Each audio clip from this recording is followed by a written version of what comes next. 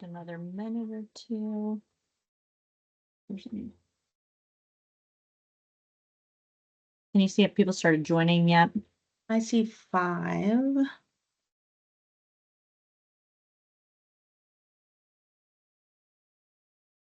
Just wait another minute or two before.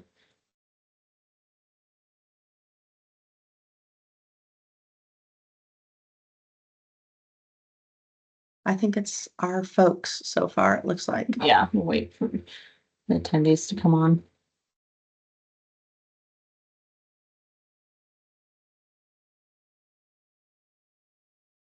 Did you guys do a custom background for you, Cathi? Because we see the Employbridge in the background, but did you just add it? We have several of those. Yeah, we have our marketing group did a bunch of Employbridge backgrounds for us. So cool, I love it. Yeah. I need to put something like DRMA like above the fireplace here or something. Exactly, exactly right.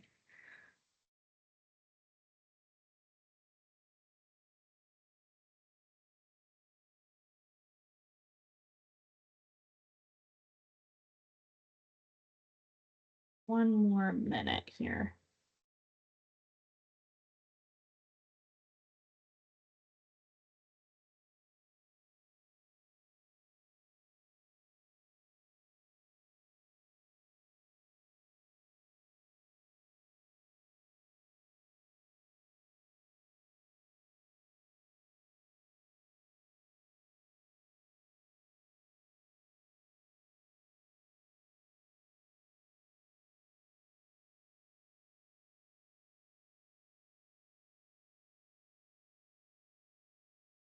All right, well, we can go ahead and start, and then as they log in, can make sure that they're on. So welcome everyone to today's DRMA Lunch and Learn webinar. I'm Amy Stover, Program Coordinator at DRMA, and we're excited to offer this webinar presented by Resource MFG, as you know it, Employbridge. And a couple of housekeeping items. Your audio and video are turned off. So feel free to use the Q&A option to ask questions throughout. We will monitor that and answer questions as they come up. As well as we've allotted 30 minutes after the webinar to hang on if you're able to ask more questions. And today's webinar will be recorded, so we'll make sure we send out the recording as well as the slides to you after the webinar today. And now I'm going to pass it over to Cathi Canfield, Senior Vice President of Operations and Talent Experience with Employbridge, and as you know, Resource MFG. Okay. Awesome, thank you. And can you see the presentation okay or no? It doesn't. Yes, I can see it on my side. Oh, okay. Let me just do that then again. It wasn't showing up well on mine. Let me just double check here.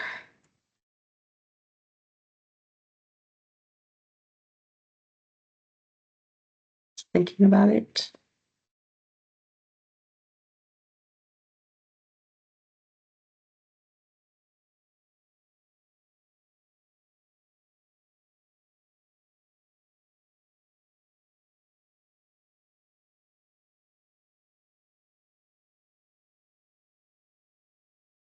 All right. How does that look for you? Perfect. Looks good. Okay, wonderful. Well, thanks so much for joining today. For those of you who've participated in some of our sessions before around Voice of the American Workforce, it's an annual survey we do usually at the first quarter of each year.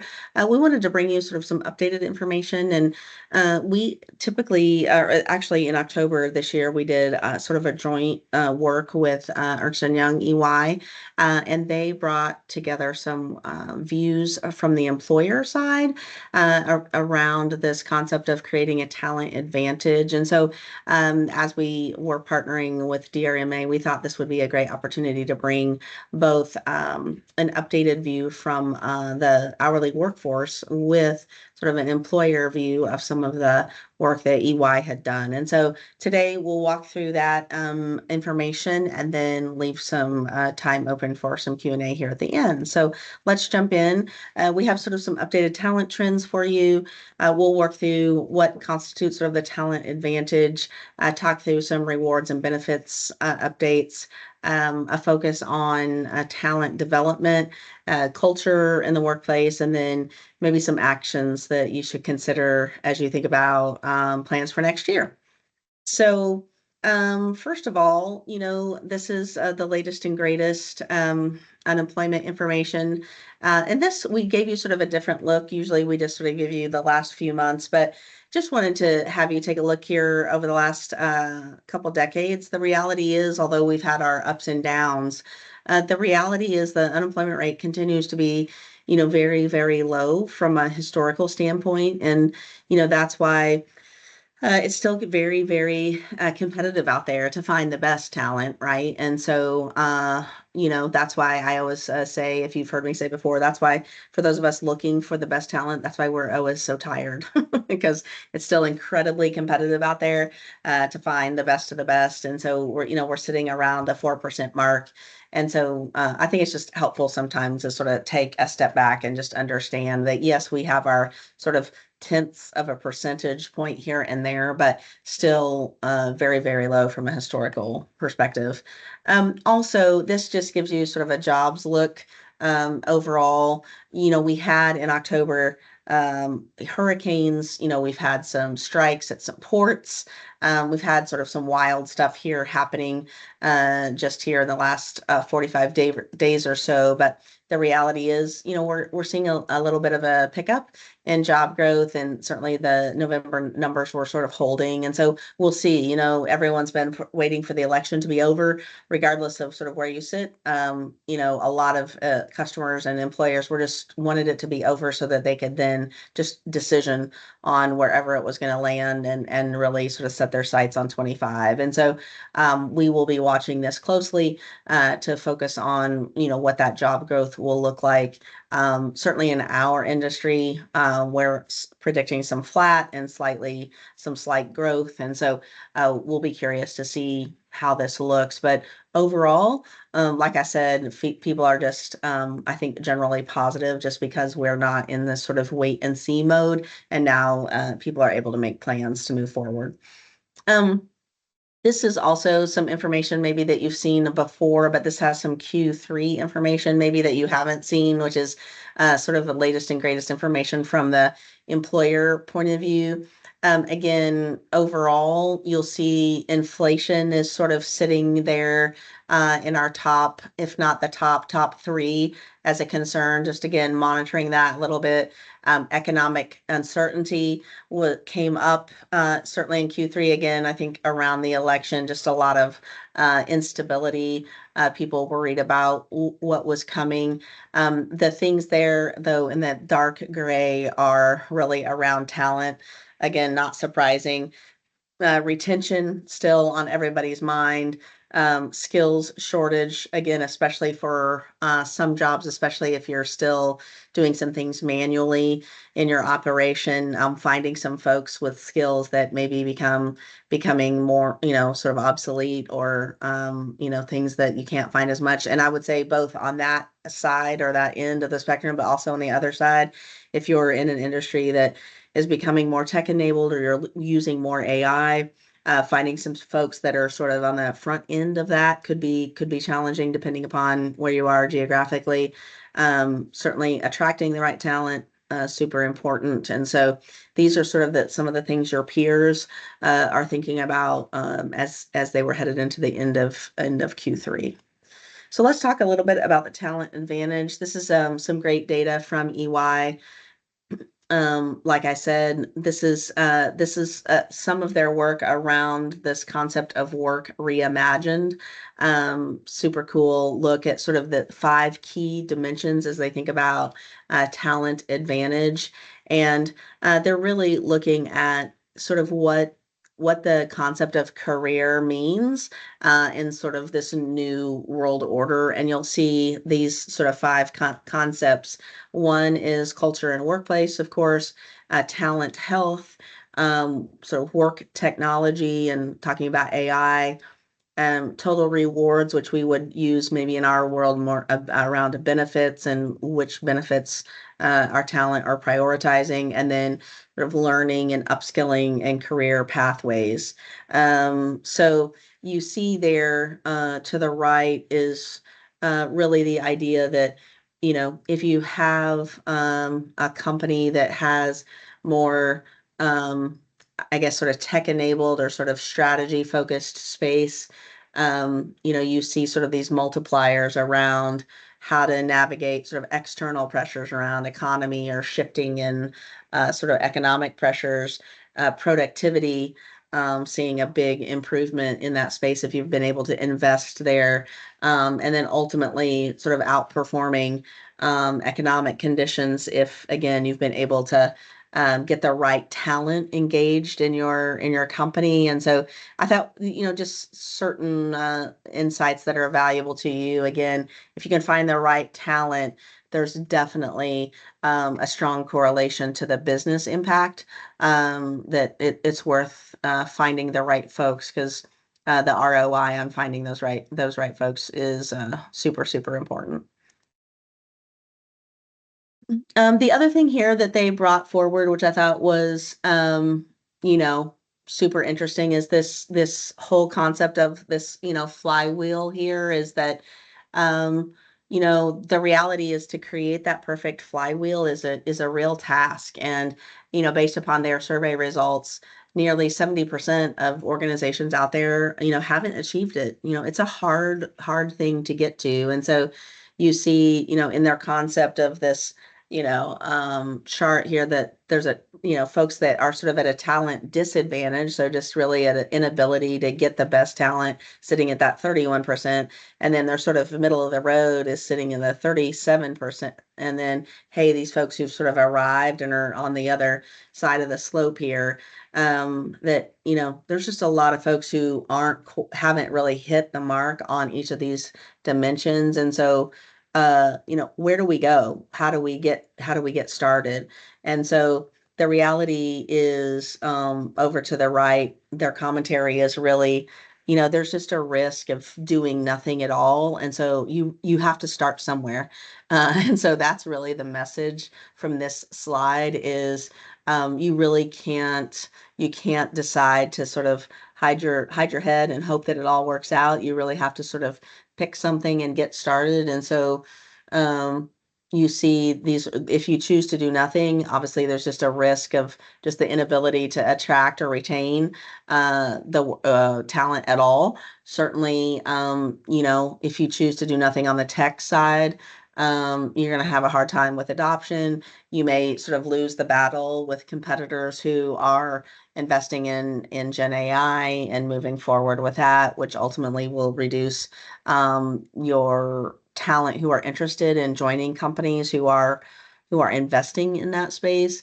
Certainly, your employee experience starts to diminish. And because they are expecting different benefits and the priorities that are important to them around employee rewards, you start to become more out of touch there. So you got to stay out in front there. Certainly, with if you're not focused on those top three, then you start to have skill misalignment, which none of us want to be in that position where we need a certain set of skills in our workplaces, and we don't have folks who have those skills. And that creates that gap, of course, which gets us all in trouble. And then ultimately that leads to poor culture. And we know that, the reality is that folks want to work in a good culture. And that's really hard, that once you start to have that culture sort of slippage, it's hard to repair that and rebuild that. And so, again, I thought this was a great visual to give you a sense from an employer perspective of what you can do to move forward here. So, great opportunity for, again, it's hard to sort of be great in all, but if you can pick one and really start to work on that and be aware that this sort of feeds each other, super important. So let's talk about talent rewards and sort of benefits here. As you know, from some of the other work we've done, pay is important. We know this. Pay is important to everyone, of course, but I think what we've learned from our surveys here, especially over the last 2 to 3 years, is while pay is important, many hourly workers are looking at total compensation and the total benefit package, and understanding that some of these things can be offsets if your pay isn't sort of in that top 25%. What other things are you bringing to the table? I think the EY work was super interesting, though, to just work through that. There's sort of a gap in how the worker or the employee is viewing the importance of the benefits, and maybe how the employer sees that benefit. And so they called out a few that showed this gap that was over 20% or so ish. And so you'll see if the employer thought that pay or total comp was fair or equitable, you saw, that there's a gap there where the employee was like, I don't necessarily agree. And so again, always being in line with what your employee base is thinking versus maybe how your leadership team views your comp is super important. Same thing here. Maybe there's some misalignment on the benefits package and promoting well-being. Again, there appears to be a gap here between how the employee views that package and how the employer base views that package. Another gap here around total comp and skills and experience. And so again, super important to make sure as an employer that we're keeping pace there, and that the employee or at least groups of employees are feeling like we're keeping pace there with their skills and experience. And then ultimately that we're keeping pace with personal needs. I would say this one in particular is likely heavily influenced based, at least this year, around economic conditions. We can imagine that inflation and sort of economic instability is weighing heavily on minds there, and that maybe in future years, assuming our economic conditions improve here in the U.S., that maybe this one gets a little bit tighter. But my guess is we're seeing some of this gap because people are concerned in general about higher costs and that kind of thing. To the right on this slide, I think this gives you some directional information on where employees are thinking about, like, hey, if you asked me where I would like to see some improvements in this sort of benefit and reward space, this is where I would give you some feedback. You see here bonuses and incentives around performance, my performance and my contribution to the company. More benefits around health and well-being. PTO, of course, they'll always take some more of that. Total comp around cost of living, which goes back to my other point that, I think that some of this is around sort of overall economic conditions right now. And then you'll see here flexibility around schedule and shift, which again, if you've become a student of our Voice of the American Workforce, shift and flex schedules are becoming more and more important to this population. You'll be interested to see when we surveyed on the EY surveyed on the employer side, there were several of these things that matched, which is great, but you'll see at least the order was a little flip-flop. So that's okay. I think generally you see here employer and employee were generally aligned here, which is great. This is some information out of our Voice of the American Workforce survey. And so we brought this in so that you could see that, at least for the hourly worker, you see some of the similar things. You see here regular pay increases, right? Again, for performance and for tenure and that kind of thing. You see health insurance sitting in there strong. Of course, you see other benefits in addition to health insurance, and you see PTO there, right? So that's matching up very similarly to the EY work. You'll also see on the employer side, on to the right for us, employers for us that are typically supply chain focused, similar things, right? Looking at current benefits, looking at providing additional benefits, more focus on health and wellness. You see, we had added their additional mental health support, which is great. So again, it looks like employers and employees are closely aligned on what types of improvements and things to focus on as we head into next year. So that looks pretty well aligned. We also added this because we do some additional work around generational looks. And so I wanted to share with us, maybe some of you are giggling a little inside here as you take a look at maybe what's important to the Gen Z group, maybe versus millennials and older. But I just think it's important depending upon the age of the folks you have working in your facilities. But you can see if you have a younger group of people, of course it would make sense. Things like benefits and PTO and those types of things maybe, aren't as important to that younger group. They're like, hey, I want flexibility in my schedule in case something cool comes up. I want to be able to take advantage of that. Or, they want the cool break room or the freebies, like they want, to grab a quick lunch somewhere or get some free stuff versus, that older population, other things start to become more important to them, right? They're very interested in starting to get some time off or some holidays off to start to coordinate with school schedules and that kind of thing. So this isn't likely a surprise to you, but just something to keep in mind depending upon the age groups of the folks in your facilities. So let's talk about development, sort of upskilling here. I thought this was super interesting again to show employee view versus employer view around certain topics related to upskilling. And, the things at the top, so importance of learning skills, hey, I have to keep up the skills I have and, having some relevant skills in the last 3 years. These were, pretty in line. I mean, there's a little bit of a gap, but I'd say general alignment. What we wanted to highlight though were the four that were, almost 20-point gaps or more between how an employee thought about it versus the employer. Super interesting.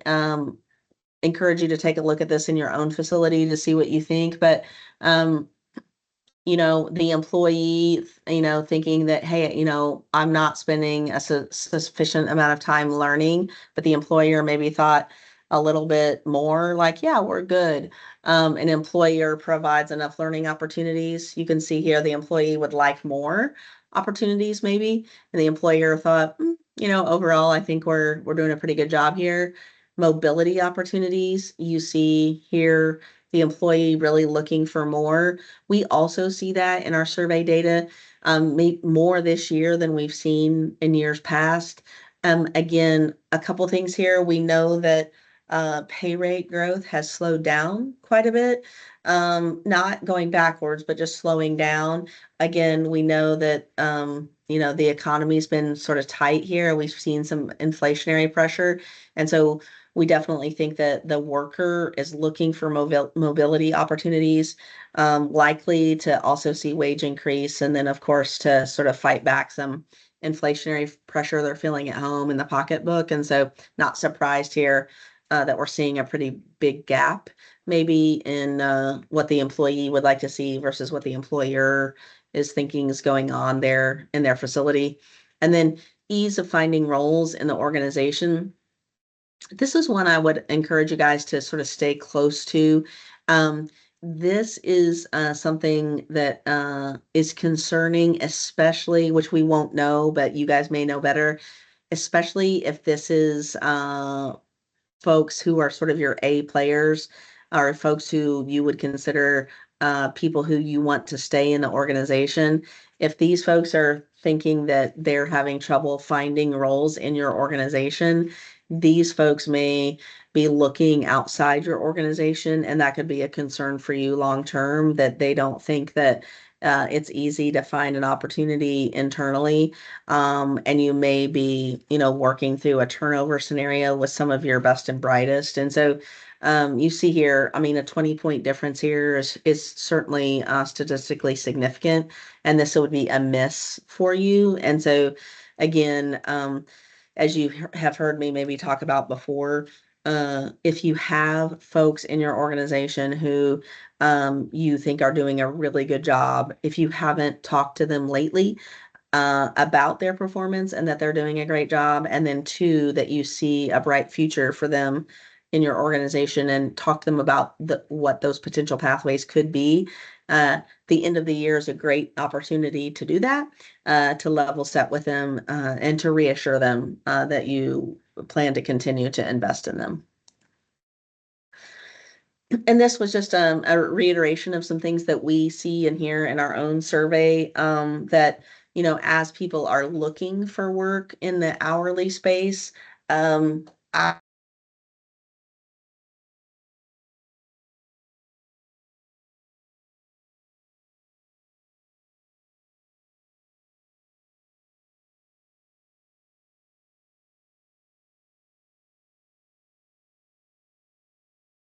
really cool things to continue to talk about and promote during your interview process and during your orientation process.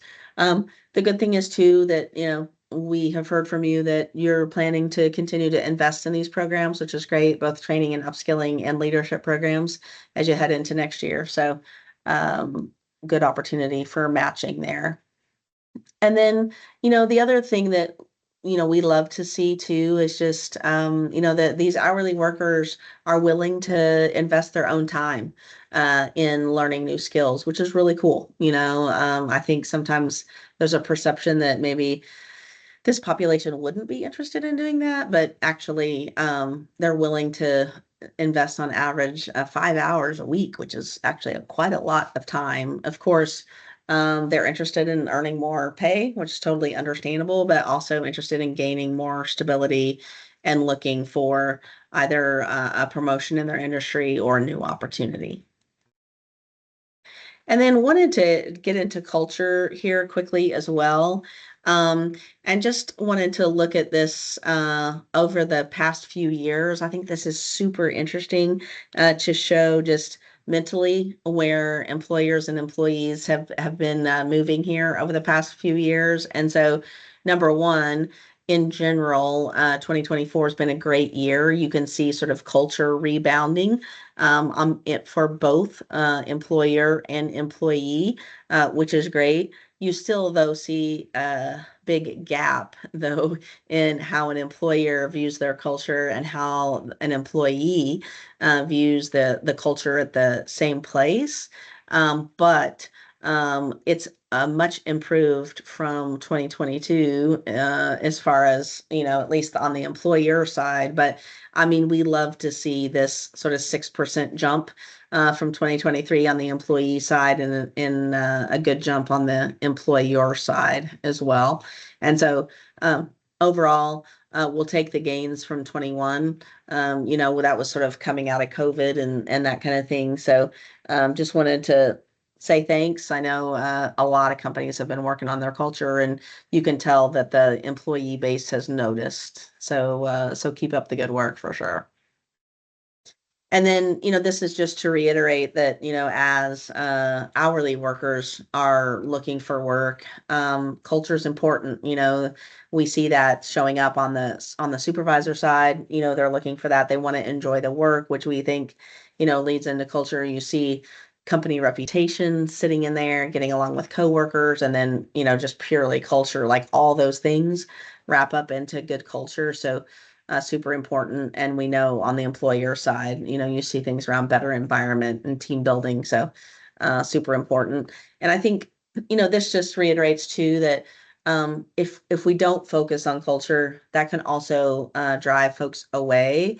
And so, in our work, we found that, you know, we see number one reason for leaving their last job, they didn't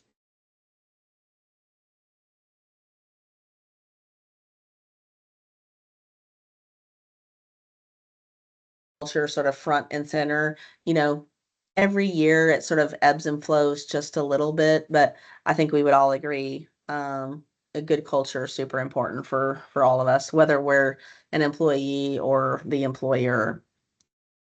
And then ultimately, like, what does all this mean? I mean, we are all work at different places and lead, different organizations. And so there isn't sort of a one size fits all and sort of the silver bullet. And so EY put this great tool together. It's sort of an eyesore, I know, in sort of this deck, but we'll make sure we get these slides out to you and you can sort of dive in to each one of these pieces and sort of look at where you are and what type of organization and start to piece this together a little bit. But this will be a great tool for you to take a look at your demographics, and you can take a look at the different location, geography and that kind of thing, and start to piece this together. So I think this will be a great tool that we'll make sure you have.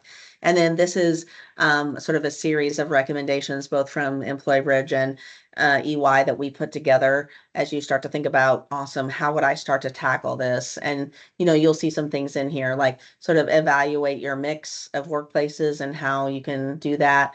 Certainly deliver some tailored experiences and some tailored training for your teams. This is all about a plan. You got to put a plan together for hiring and for your management of your talent, of course. Meet your employees where they are. I mean, this is part of it. Is some of these folks are they're at different parts of their journey. And so meeting them where they are will be important, and then sort of pulling them through to where you need them to be to ultimately impact your organization in the best way possible. And then ultimately just try to optimize your benefits and your rewards as best you can. I mean, many of our industries have gone through a tough economic year. For sure, it's not just us as individuals, but our companies have also experienced that. And so, we may not be able to double down on a ton of investment, but anything you can do will be important as we head into next year. I also wanted to offer, EY does a tremendous amount of amazing work. And so we have for you here, we'll make sure, like I said, that you get this. These are some QR codes and a website to have some additional information around what I've shared with you today. And then, as Amy shared earlier, in Dayton, us as Resource MFG, but we have, as Employbridge, we have a great website that shares a lot of information about Voice of the American Workforce, and you can dive deeper into some of the information I shared today, and it can maybe answer additional questions for you as well. So happy to answer any other questions if there are any. And like I said, we'll promise to get this deck out and this recording as well.